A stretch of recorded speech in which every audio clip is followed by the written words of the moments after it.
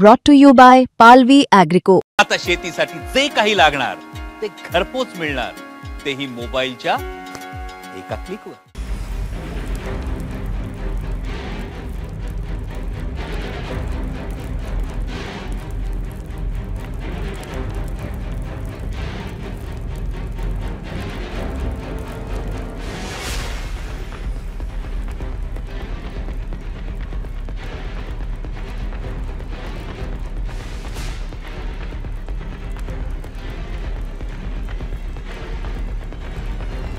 नमस्कार, मी अभिजित करंडे. मुंबई तकच्या सेंटर पॉईंटमध्ये आपल्या सर्वांचं स्वागत आहे. आजची गोष्ट थोडी भीतीदायक आहे, धक्कादायक आहे आणि त्यातले तपशील जे आहेत ते तुमच्या पायाखालची जमीन सरकवायला पुरेसे आहे. त्याचं कारण असं आहे की हा थेट देशाच्या सुरक्षेवरच्या हल्ल्याचा प्लॅन होता. तुम्ही ही गोष्ट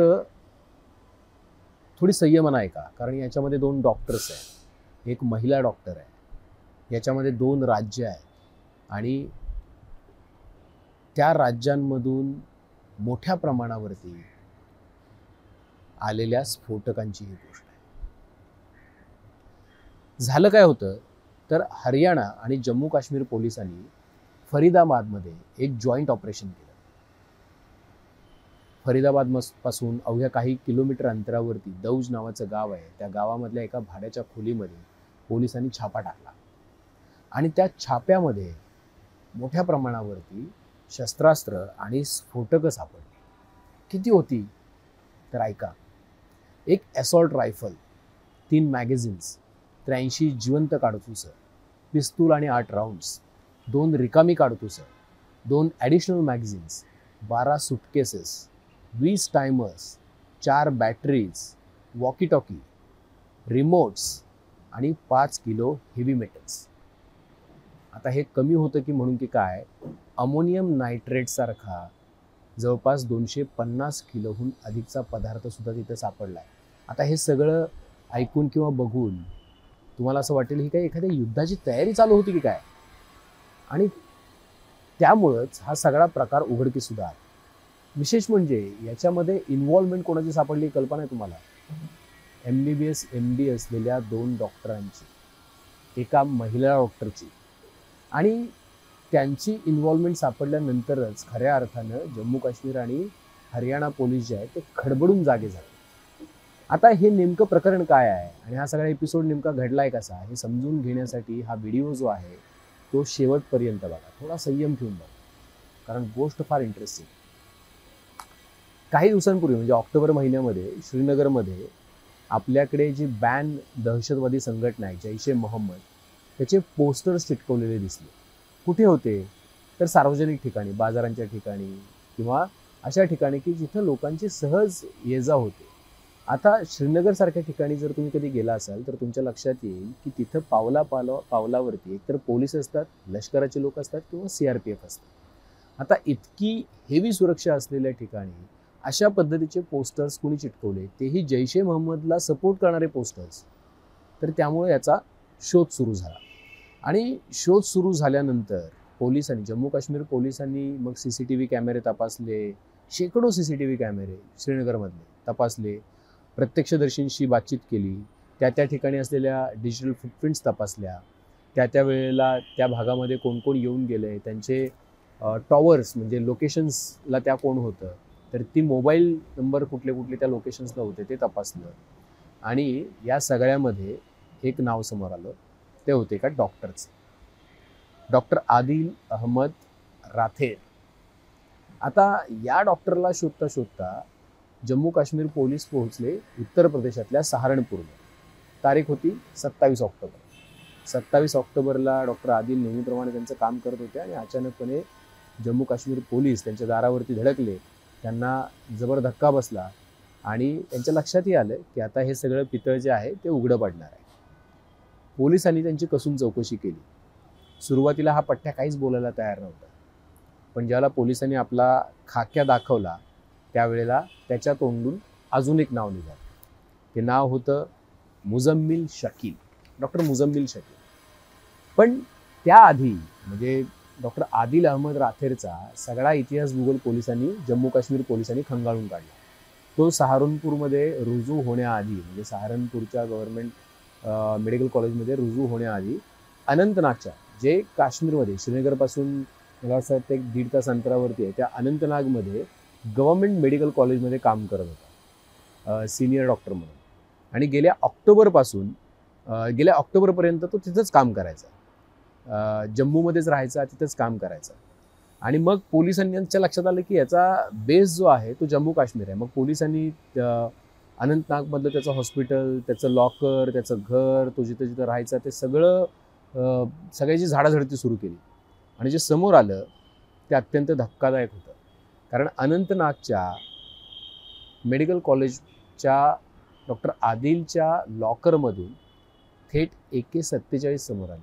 AK-47 रायफल सापडली. तुमचा विश्वास बसणार नाही, पण ही गोष्ट खरी आहे. आता हे सगळं बघून पोलीस चक्रावले आणि हा खेळ जो आहे तो साधासुद्धा नाही आहे, यामागे एक मोठं नेक्सस आहे हे पोलिसांच्या लक्षात आलं. अर्थात एका मोठ्या घातपाताचं प्लॅनिंगच चालू असल्याचं एक हे निदर्शक चित्र होतं. त्यांनी डॉक्टर आदिलचा थोडासा इतिहास जो होता तो तपासून बघितला, त्याची कसून चौकशी केली आणि त्यातून जे नाव समोर आलं त्याच्यावरती लक्ष केंद्रित केलं. कारण की तीच कडी पुढे घेऊन जाणार होती आणि ते नाव होतं अर्थात डॉक्टर मुझम्मिल शकील. आता हा डॉक्टर मुझम्मिल शकील जो आहे तो फरीदाबादच्या अल फलाह मेडिकल सायन्स अँड रिसर्च सेंटरमध्ये गेल्या 3 वर्षांपासून सिनियर डॉक्टर म्हणून काम करतोय. जम्मू काश्मीर पोलीस आणि हरियाणा पोलिसांनी जे जॉईंट ऑपरेशन केलं 10 दिवसांपूर्वी त्यावेळेला याला अटक केली. सुरुवातीला ज्या वेळेला अटक झाली त्यावेळेला हा डॉक्टर मुझम्मिल शकील जो आहे तोही गपगार होता, कधी काही माहिती द्यायला तयार नव्हता. पण पोलिसांनी डॉक्टर आदिलच्या अटकेची माहिती त्याला दिली. त्याला सांगितलं की तुझा साथीदार आदिल जो आहे, डॉक्टर आदिल, तो अटकेत आहे. त्यानंतर मात्र हा पट्ट्या पोपटासारखा बोलू लागला. पण त्यांनी पुढे जी माहिती दिली ती अत्यंत खतरनाक आहे. बघा, प्राथमिक जी माहिती आहे त्याच्यानुसार डॉक्टर मुझम्मिल शकीलला या अल फलाह मेडिकल सायन्स अँड रिसर्च सेंटरमध्ये जिथं तो काम करायचा त्याच कॅम्पसमध्ये एक क्वार्टर अलॉट झालेलं होतं. त्याच क्वार्टरमध्ये तो राहत होता, म्हणजे त्याच्या राहण्याची नीटपणे व्यवस्था होती. तरीसुद्धा त्यानं कॅम्पसपासून काही मिनिटांच्या अंतरावरती जे दौज गाव आहे त्या दौज गावामध्ये एक खोली जी आहे ती भाड्याने घेतलेली होती.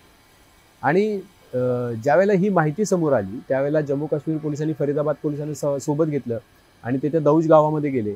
दौज गावामधली जी खोली होती तिथं तो कधी कधीच यायचा आणि ती भाड्याने घेऊन पण फार काळ काही लोकलेला नव्हता. त्या अवघे 15-3 आठवडेच झालेले होते. ज्यावेळेला पोलिसांनी ही खोली उघडली आणि खोलीची तपासणी केली त्याला पोलीस चक्रावून गेले. कारण त्या घरात काय सापडलं तर असॉल्ट रायफल, 3 मॅगझिन्स, 83 जिवंत काडतुसं, पिस्तूल आणि 8 राऊंड, 2 रिकामी काडतुसं, 2 additional magazines, 12 सुटकेसेस, 20 टायमर्स, 4 batteries, remotes, 5 kilo heavy metals, walkie talkie आणि त्याच्यावर अमोनियम नायट्रेट सारखा दिसणारा 250 किलोपेक्षा जास्त पदार्थ, 350 किलोपेक्षा जास्तीचा पदार्थ तो त्या रूममध्ये सापडला. आता मुद्दा असा आहे की एका प्रकारे इतक्या मोठ्या प्रमाणामध्ये ही सगळी सामग्री सापडल्यामुळे पोलिसांना एका गोष्टीची खात्री पटली की ही सगळी मंडळी एक मोठा घातपात करण्याच्या तयारीत आहेत. पण मग ही चेन एवढीच आहे का याच्याबद्दल मात्र पोलीस साशंक होते. पण डॉक्टर शकील जो आहे, कारण त्या शकीलला कोणीतरी मदत करणारं आजूबाजूला असलं पाहिजे, त्याशिवाय एवढ्या मोठ्या प्रमाणामध्ये अशी स्फोटकं त्या घरामध्ये आणून ठेवली ते कोणालाच कळालं नाही हे मानणं तर एकदम दूधखुळेपणाचं लक्षण ठरेल. त्यामुळं पोलिसांनी त्याला एका प्रकारे आपला खाक्या दाखवला आणि त्यानंतर त्याच्यातून आणखीन एक नाव समोर आलं. आता ही गोष्ट अधिक गुंतागुंतीची बनत चालली, कारण की आधी आदिल अथेरच्या चौकशीतून डॉक्टर मुझम्मिलचं नाव समोर आलं आणि डॉक्टर मुझम्मिलच्या चौकशीतून जे नाव समोर आलं ते एका महिलेचं नाव होतं. ती महिला स्वतः पेशानं डॉक्टर आहे. ती महिला अल फलाह मेडिकल सेंटर आणि रिसर्च सेंटरमध्ये काम करते. आता त्या डॉक्टरची आणि शकीलची, डॉक्टर मुझम्मिल शकीलची ओळख होती आणि तिच्याकडे एक गाडी होती. त्या गाडीचा सिरियल क्रमांक म्हणजे आपण ज्याला नंबर म्हणतो तो चालू व्हायचा हरियाणा पासिंगची गाडी, त्यामुळे HR 51 ने. आता तिच्यासोबत हा शकील सुद्धा जोडला गेलेला आहे असं ज्यावेळेला पोलिसांना कळालं, त्याला पोलिसांनी तिची गाडी ट्रॅक करायला सुरुवात केली, तिची गाडी ताब्यात घेतली. तिची गाडी या शकीलकडे सापडली असं पोलीस म्हणाले. शकीलनीच कुठेतरी कॅम्पसमध्ये ती गाडी होती आणि त्या कॅम्पसमधल्या गाडीतून काय मिळालं? अजून एक ॲसॉल्ट रायफल, जशी अनंतनागच्या डॉक्टर आदिल अथरच्या लॉकरमध्ये सापडली होती तशीच. पोलीस चक्रावून गेले. पोलिसांच्या हे शुद्ध मारे शिट्ट्या गुल झाल्या. एवढ्या मोठ्या काय गव्हर्मेंट कॉलेजेसमध्ये, तिकडे अनंतनागचं गव्हर्मेंट कॉलेज, इकडे अल-फलाह मेडिकल सायन्स आणि रिसर्च सेंटर, इतक्या मोठ्या मेडिकल कॉलेजेसमध्ये शिकवणाऱ्या, पेशाने डॉक्टर असणाऱ्या, MBBS MD झालेल्या लोकांच्या लॉकरमध्ये, गाड्यांमध्ये थेट ॲसॉल्ट रायफल सापडतात, AK-47 सापडते. पोलीस चक्रावले आणि त्यामुळं हे सगळे मॉडेल जे आहे ते एका प्रकारे एका घातपाताची तयारी होती याच्यावर त्यांचा विश्वास बसला. पण प्रश्न असा आहे की हे सगळं ठीक आहे, हे सापडलं जॉईंट ऑपरेशनमध्ये, या सगळ्या गोष्टी समोर आल्या. एका पोस्टरनं, जे जैश-ए मोहम्मदला सपोर्ट करणारं पोस्टर होतं, त्या पोस्टरनं ही सगळी खुरापाती जी आहे ती सगळी उघड केली. पण त्याच्यातून काही प्रश्न निर्माण झाले की इतक्या मोठ्या प्रमाणात ॲसॉल्ट रायफल, बंदुका, गोळ्या, 350 किलोपेक्षा जास्त अमोनियम नायट्रेटसारखा पदार्थ जेव्हा फरीदाबादमध्ये पोहोचला, तर तो पोहोचला कसा? इतक्या मोठ्या प्रमाणावर स्फोटकं फरीदाबादमध्ये आली तर ते आपल्या सुरक्षा यंत्रणांच्या नजरेतून सुटलं कसं? त्याचं कारण असं आहे की जिथून कुठून आली असतील, अगदी जम्मू काश्मीरमधून किंवा इतर कुठल्या राज्यातून ती फरीदाबादमध्ये, हरियाणामध्ये आली असतील, तर ती बॉर्डर क्रॉस करून आली असतील. पोलिसांच्या नजरेच्या समोरून ती आलेली आहेत. याचा अर्थ तिथे तपासणी झाली की नाही झाली? झाली होती तर मग यामध्ये अजून काही लोक यंत्रणांमध्ये सुद्धा समाविष्ट आहेत का? हा सुद्धा प्रश्न निर्माण होतो. आणि दिल्लीपासून अवघ्या हाकेच्या अंतरावर जर इतकी स्फोटकं होती तर याचा अर्थ दहशतवाद्यांच्या निशाण्यावर काही संवेदनशील ठिकाणं होती का? हा सुद्धा प्रश्न उपस्थित होतो. जैश-ए मोहम्मद असो किंवा इतर दहशतवादी संघटना, त्यांचं स्लिपिंग नेटवर्क जे आहे ते अजून नेमकं कुठं कुठं काम करतंय आणि त्यामागे कोण कोण आहे, हा एक महत्त्वाचा प्रश्न आहे. आणि देशाविरोधातील या युद्धच ना हे, ह्या काफिरांनी किंवा या देशद्रोह्यांनी हे युद्धच पुकारल्यासारखं, या शस्त्रास्त्रांची गरज काय त्यांना देशामध्ये राहून?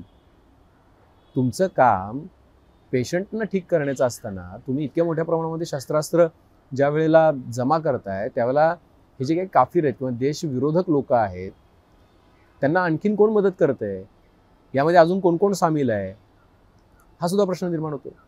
आता तुम्ही म्हणाल की हे प्रश्न ठीक आहेत, पण त्या महिला डॉक्टरचं काय झालं की ज्या महिला डॉक्टरचा सुद्धा समावेश या सगळ्या गोष्टीमध्ये आढळून आला? तर ऐका, ही महिला डॉक्टर सध्या पोलिसांच्या ताब्यात आहे. तिला अजून तरी पोलिसांनी अटक केलेली नाही. तिची चौकशी चालू आहे आणि ती सध्या जम्मू काश्मीर पोलीस तिची चौकशी करत आहेत. आता पोलीस काय चौकशी करतायत की डॉक्टर शकीलनं केवळ तिला फसवून तिची गाडी जी आहे ती वापरण्याकरता घेतली होती की ती स्वतः या गटामध्ये सामील होती? तिला याची कल्पना होती की तिच्या गाडीमध्ये काय ॲसॉल्ट रायफल सारखी शस्त्र जी आहेत, जी अत्यंत घातक शस्त्र आहेत, ती लपवली गेलेली आहेत.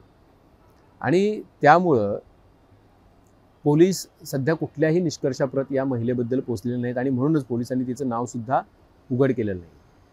दुसरी विशेष गोष्ट काय आहे की हे सगळं मॉडेल जे आहे ते सगळं कुभांड जे शिजलेलं आहे आणि यातले जे मुख्य काय म्हणू आपण त्याला, साथीदार जे आहेत ते जम्मू काश्मीरचेच आहेत. त्याचं कारण असं आहे की डॉक्टर शकील आणि डॉक्टर आदिल हे दोघंही जम्मू काश्मीरचे आहेत आणि काश्मीर खोऱ्यातच त्यांचं वास्तव्य राहिलेलं आहे. आणि त्यामुळं काश्मीर खोऱ्यातूनच ही सगळी शस्त्रास्त्र फरीदाबादपर्यंत आली का, हा प्रश्न आता विचारला जातोय आणि त्याचा तपाससुद्धा पोलीस करतायत. अर्थात आदिल आणि शकीलची अटक जी आहे ती केवळ हिमनगाचं टोक आहे. आज फरीदाबाद पोलिसांनी ती सगळी माहिती दिली, पण आदिल आणि शकीलची अटक ही हिमनगाचं टोक आहे. त्याखालील आपल्याला मोठा बाजार उद्ध्वस्त करण्याचं आव्हान जे आहे ते पोलिसांसमोर आहे. कारण 2 डॉक्टर्स मिळून अशा पद्धतीचा इतका काय म्हणू देशविघातक आणि जबरदस्त खतरनाक कट रचू शकत नाहीत. त्यामागचे चेहरे नक्कीच वेगळे आहेत आणि ते चेहरे शोधण्याचं आव्हान पोलिसांसमोर आहे. सगळ्यात महत्त्वाचं म्हणजे कुठल्या तरी प्रभावशील लोकांच्या मदतीशिवाय हे सगळं फरीदाबादपर्यंत येऊ शकत नाही. त्यामुळे ती प्रभावशाली लोक शोधण्याचं आव्हान पोलिसांसमोर आहे. आणि सर्वात महत्त्वाचं म्हणजे की जसं पोलीस म्हणतात की आरोपी किंवा गुन्हेगार कितीही हुशार असला तरी तो एक चूक करतोच. त्यातली ती एक चूक जे होतं ते जैश ए मोहम्मदला पाठिंबा देणारं पोस्टर जे श्रीनगरमध्ये चिटकवलं होतं, त्या पोस्टरनं फरीदाबादपर्यंतची सगळी पाळंमुळं खणून काढलेली आहेत दहशतवाद्यांची. आता फक्त त्यांच्या आकांपर्यंत पोहोचणं हे पोलिसांसाठी मोठं चॅलेंज आहे आणि जे या दोघांच्या चौकशीतून निश्चितपणे साध्य होईल याबद्दल शंका नाही. ही गोष्ट जी आहे ती खरी गोष्ट आहे, कुठल्याही सिनेमातली वाटत असली तरीसुद्धा, आणि त्यामुळे त्याचं गांभीर्यसुद्धा तितकंच महत्त्वाचं आहे. त्यामुळे तुम्हालाही कुठली आजूबाजूला कधी काही संशयास्पद हालचाली करणारी लोकं किंवा गोष्टी दिसल्या तर तुम्हीसुद्धा निश्चितपणे त्याची माहिती यंत्रणांना, पोलिसांना देणं गरजेचं आहे. तुमची काही मतं असतील, काही मुद्दे असतील तर ते कमेंट बॉक्समध्ये नोंदवा. बेल आयकॉनवरती क्लिक केलं तर अपडेट्स मिळत जातील. सर्वात महत्त्वाचं म्हणजे मुंबई तकचं यूट्यूब चॅनल सबस्क्राईब करायला विसरू नका. आजच्या सेंटर पॉईंटमध्ये इथंच थांबतोय. पाहत राहा मुंबई तक.